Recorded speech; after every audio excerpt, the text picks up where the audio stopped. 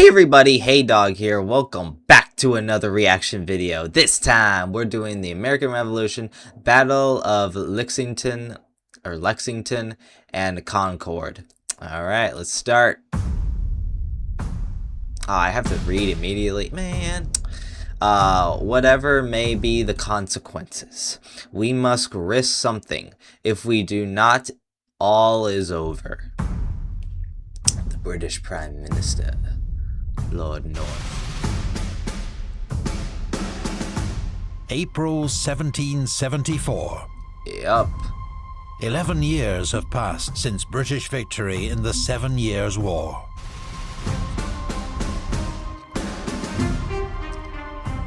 And since that moment, ties between the 13 colonies and the motherland have been under increasing strain. Yep. We don't like you. We don't like your kind. Much of the dispute is over the British Parliament's right to tax the colonies, a right fiercely contested by many colonists. But it is also a conflict over sovereignty, about who governs in North America. On the frontier, and for all colonists who have a stake in westward expansion, there are added reasons to resent the British government. This is where the 7 Years' War, known locally as the French and Indian War, had started. The first shots were fired in 1754 in Ohio country by troops under the command of a 22-year-old Lieutenant Colonel George Washington. Yeah, I know. After the war, the British hoped to end clashes with Native American tribes and bring peace to the frontier. To this end, in 1763, a royal proclamation is issued, which imposes limits on further westward expansion beyond the Appalachian Mountains into the land now termed Indian Territory. Indian Territory. No, they're not. For colonial land speculators, pioneers, and farmers, the proclamation cuts off access to a vast source of cheap land. What the hell? Stokes further anti-parliamentary feeling. The colony's list of grievances seems to grow year by year. They're not people. And with each new attempt by the British Parliament to assert its authority, colonial resistance grows fiercer and bolder. Of course. The destruction of 46 tons of East India Company tea in the so-called Boston Tea Party is the final straw. Lord North's government decides to make an example of Boston and the colony of Massachusetts. In the spring of 1774, the British send 4,000 troops to occupy the colony and pass a series of measures known as the Coercive Acts. The governor is replaced by a new military governor, General Gage. Boston's port is closed to commerce by Royal Navy blockade. Representative assemblies in Massachusetts are limited, and it becomes easier for British troops to requisition housing throughout the colonies. The British government also passes the Quebec Act. To appease French Canadians, Catholicism is to be tolerated in Canada, angering staunch New England Protestants. Interesting. Large tracts of Midwestern land are also allocated to the province of Quebec, further antagonizing American colonists who had their eyes on the land. In America, the Coercive Acts are quickly labeled the Intolerable Acts, and the effect is the opposite of that intended. The colonies rally in support of Massachusetts. This is outrageous. And in defiance of the latest act of parliamentary tyranny. Join or die. In Virginia, the House of Burgesses declares its support for Massachusetts and is promptly shut down by the royal governor, Lord Dunmore. So Virginians reconvene in their own assemblies and once more call for their rights under the British Constitution to be upheld. Man, we just did not stop. One of the most radical statements comes from Fairfax County, where the meeting is chaired by local patriot landowner George Washington. George Washington. 10 years earlier, the colonies had not dared to claim that only they had the right to govern themselves. Now, they don't hold back. Oh, there we go. Resolved, as the inhabitants of the American colonies are not, and from their situation cannot, be represented in the British Parliament, the legislative power here can of right be exercised only by our own provincial assemblies. Resolved, the powers over the people of America now claimed by the British House of Commons must, if continued, establish the most grievous and intolerable species of tyranny and oppression that ever was inflicted upon mankind. That tyranny and oppression we all love to say. Virginian patriots call for a Congress composed of delegates from the colonies to meet and discuss a collective response to the latest crisis. Such calls are echoed across the colonies, and in September 1774, the First Continental Congress meets in Carpenter's Hall, Philadelphia. It is attended by 56 delegates from 12 of the 13 colonies. All right, yep. Among them, several men who will play key roles in the struggle ahead. John and Samuel Adams of Massachusetts, self-made men incensed by the British occupation of their colony. John Dickinson, a moderate from Pennsylvania who seeks reconciliation with Britain. And Patrick Henry, the radical from Virginia, who holds what for most is still an extreme position, total independence from Great Britain. Despite their divisions, a compromise is reached. The colonies agree to boycott all British goods until the intolerable acts are repealed.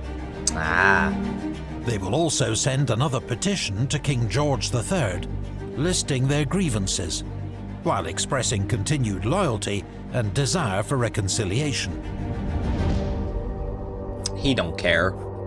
We ask but for peace, liberty, and safety. Your royal authority over us and our connection with Great Britain, we shall always carefully and zealously endeavor to support and maintain.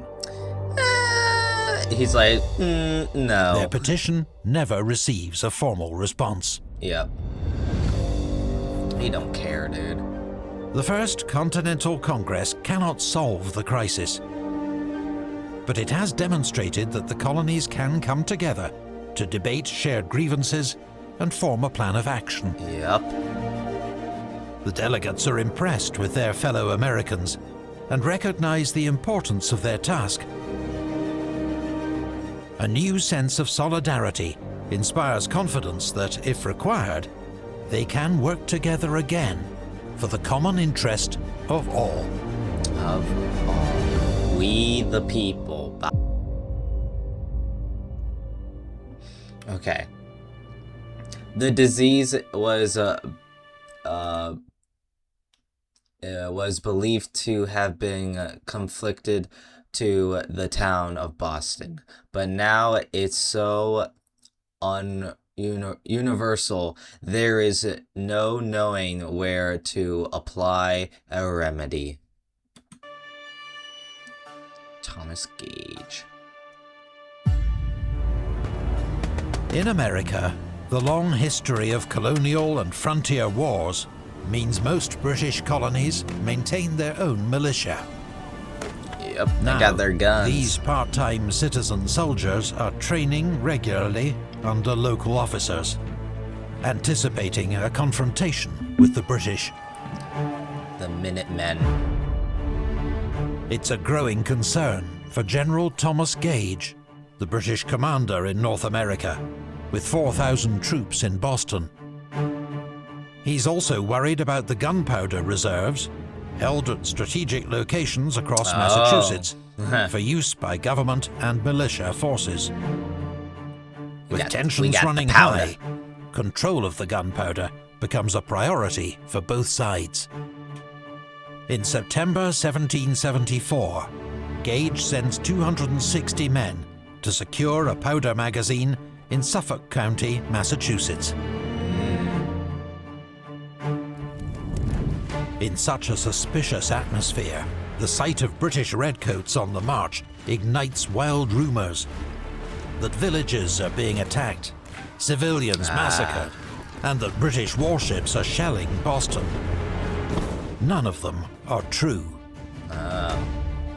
Nevertheless, thousands of angry patriots gather in the streets of Cambridge. It's fear, man. Fear and anger. To Boston.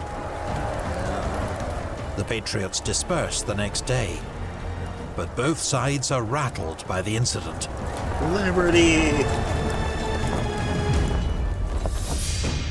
That winter, General Gage pulls his forces back within Boston and begins to fortify approaches to the city. He also requests reinforcements from Britain. Parliament delays. That ain't getting there in time. The British army is tiny. Yeah. And sending troops to America is expensive. But with each passing month, colonial opposition grows stronger and more impassioned. Riot, riot, in February, riot. Parliament declares parts of the colony of Massachusetts to be in active rebellion. On the 23rd of March, 1775, Patrick Henry addresses the Virginia Convention. If we were base enough to desire it, it is now too late to retire from the contest. There is no retreat, but in submission and slavery. Damn. Our chains are forged. Their clanking may be heard on the plains of Boston. The war is inevitable, and let it come. I repeat, sir, let it come. I know not what course others may take, but as for me, give me liberty, give me death. Yep. Give me liberty or give me death. The following month, General Gage receives orders to disarm the local militia and arrest its leaders. He targets a small town 20 miles from Boston called Concord, where he believes Patriot munitions and stores are stockpiled. Oh yeah, sure. But the Patriot militia know the British are coming. The British are coming. The British are coming. The standoff between Britain and its colonies is about to explode into open warfare.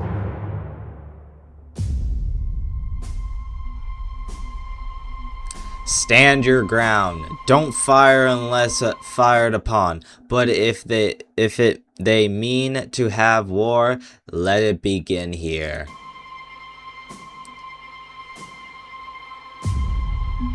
"19th of April, 1775, Boston.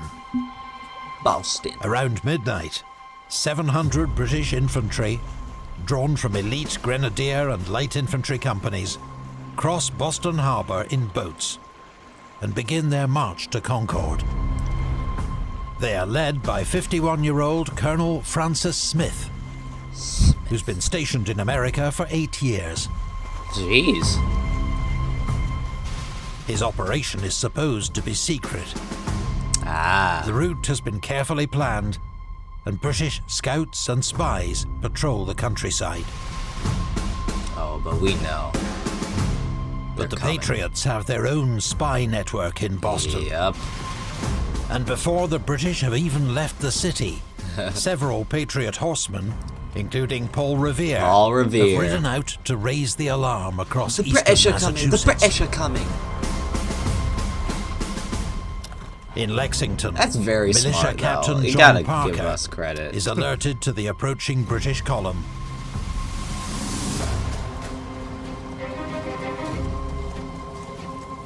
He gathers 80 militiamen on the village green. 80, only 80. To observe their advance.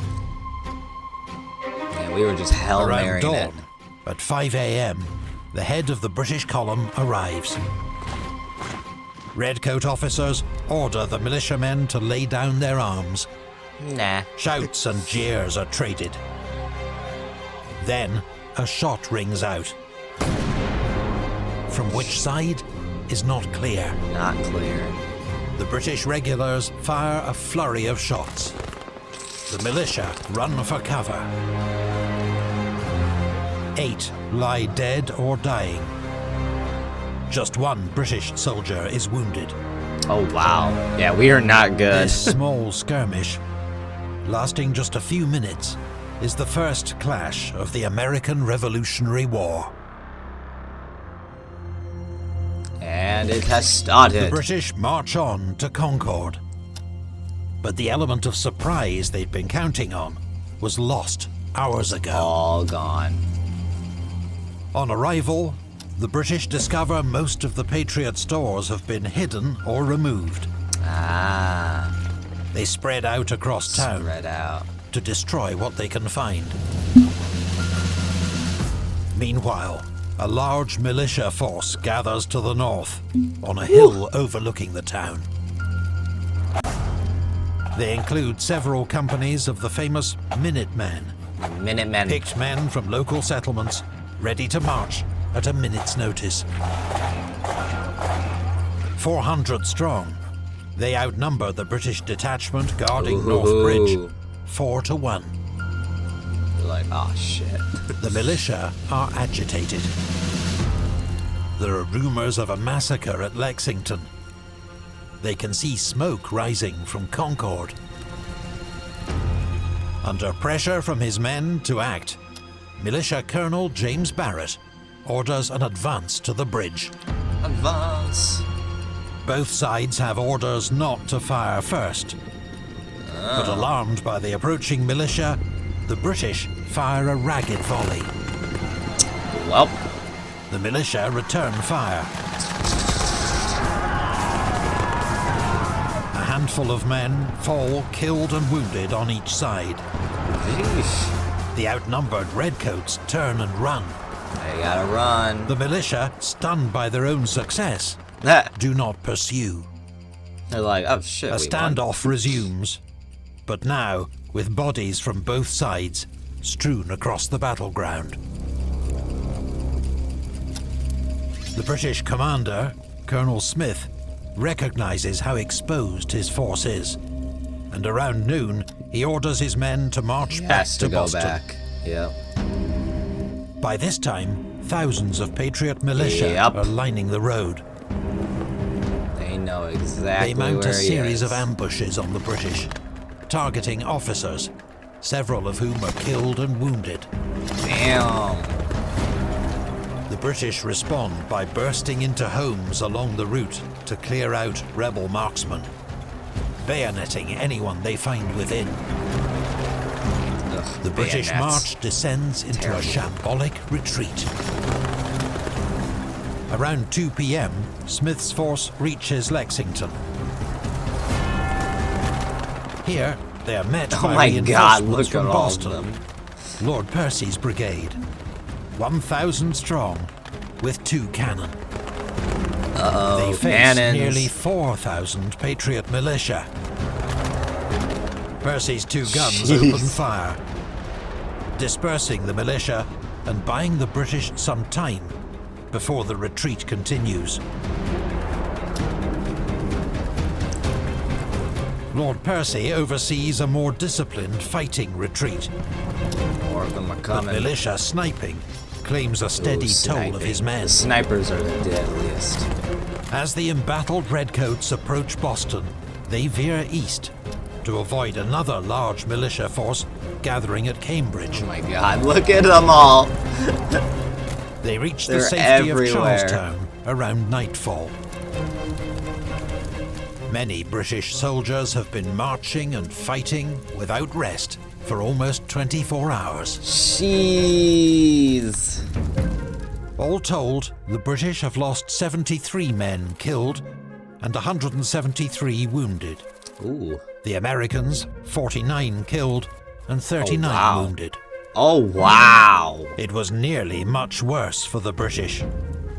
As Lord Percy later writes of his rescue of Smith's force, I had the happiness of saving them from inevitable destruction. of their opponents, he adds, Whoever dares to look upon them as an irregular mob will find himself much mistaken. Oh, wow. They have men amongst them who know very well what they are about. They know what to do. By the scale of 18th century warfare, the battles of Lexington and Concord are not much more than skirmishes. Of course, But yeah. the ramifications will be seismic. This is just the start. I feel great distressed from a God damn it, I'm sorry. Conseriousness that my abilities and militarily experience may not be equal to the experience and important trust. George Washington. In the aftermath of the fighting, 15,000 militiamen encircle Boston. Oh my God. The British are under siege. Massachusetts is in open rebellion. The news spreads like a shockwave. 3 weeks later, a second continental And you also congress. got to remember, the British is like, at this time period, the British is like one of the best militaries in the world. Maybe not the best military in the world, but like one of the best. It just, oh man. Gathers in Philadelphia. Of course, we beat them on our own playground, but Delegates still. had expected to be busy coordinating further protests. But suddenly, with the colonies in open conflict with the British, they begin to take on the work of a wartime government. Wartime. Congress appoints a committee to secure military supplies, votes to raise loans to pay for them, and issue bills of credit. All right. It also passes resolutions to reach out to potential allies in Canada, Britain's Caribbean colonies, and among Native American tribes. Native Americans. Many delegates are veterans of the first Congress, but there are also new faces. The celebrated inventor Benjamin Franklin of Pennsylvania, who has returned from England. He is appointed Postmaster General with orders to establish a new postal service. All right. Then there's the wealthy merchant John Hancock of Massachusetts. Hancock. And in June, they are joined by the young lawyer Thomas Jefferson of Virginia. Thomas Jefferson. But Congress's most urgent priority is to form a united Continental Army that can stand against the inevitable British response. Coming together. It is obvious that the large militia forces around Boston will be the Army's foundation. But who will lead them? Who will lead?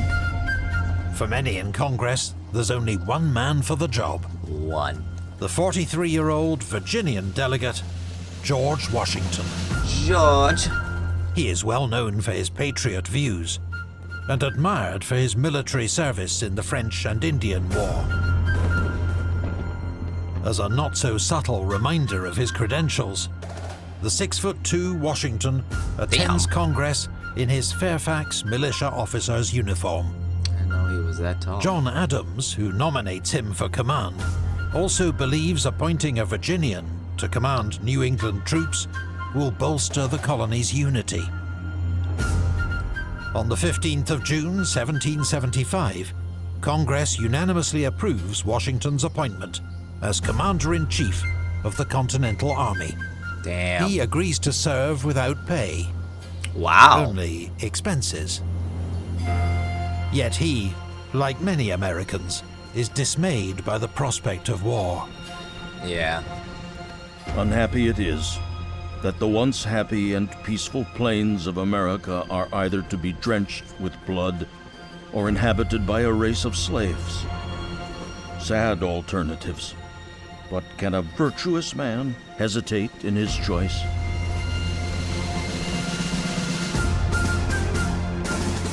In the tumultuous years ahead, many delegates will question the decision to give Washington command.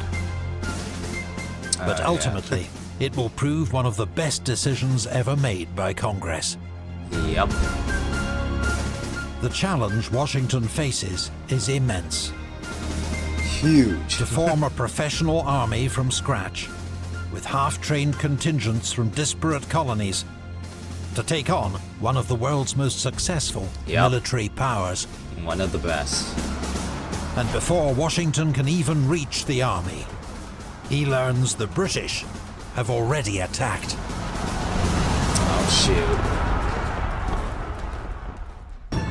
If you want to be first to see new episodes... That's awesome. Alright. I loved it. Love it. Okay. And it's really interesting to see this, because I never really got a whole picture of it. Like, I knew they went to Concord, and then they got driven back, and, you know, each city they went through, they got killed multiple times, and the British, and, all that, but, like, in detail, it's so good. I love seeing that in detail and describing that the British were like, oh, crap, we're surrounded. But yeah, I loved it. I love this. Next one will probably be good too. Anyway, hopefully you guys liked it. Comment and subscribe. See ya!